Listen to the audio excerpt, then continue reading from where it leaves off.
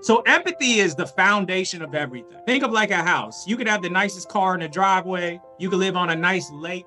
Everything could look amazing. But when a storm comes, if that foundation of that home is not strong, everything is going to come crashing down. And it is the same thing with the young people you work with. You could have the nicest incentive program in the world. You could give out the best gift cards in the universe. But if that foundation between you and that young person is not rooted in empathy, when adversity hits, by the way, adversity is going to hit, everything's going to come crashing down. So the powerful thing about empathy is when you practice empathy with someone, if you interact with someone in a non-judgmental way, it decreases anxiety with that young person and it decreases defensiveness with that young person. If that young person is not defensive and if they're not anxious, they're going to be more likely to be open-minded.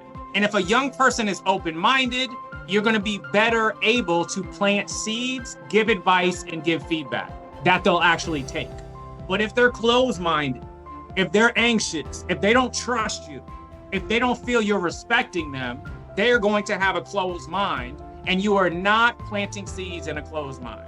They're not going to take your advice if it's a closed mind. So what we're trying to do with empathy is create an open mind. That's when I would work with young people, and especially when I did some work in corrections, sometimes they would come up to me, the CEO would come up to me and be like, you can't be soft. You got to be hard, Curtis. You can't be soft. And what I try to explain is I'm not trying to be soft. I'm not trying to communicate in a way that's soft. I'm trying to communicate in a way that creates an environment that they're more likely to take the advice that I'm giving. We have all this feedback. We have all these life lessons. We have all these resources. Why not create an interaction where they're going to be more likely to take them?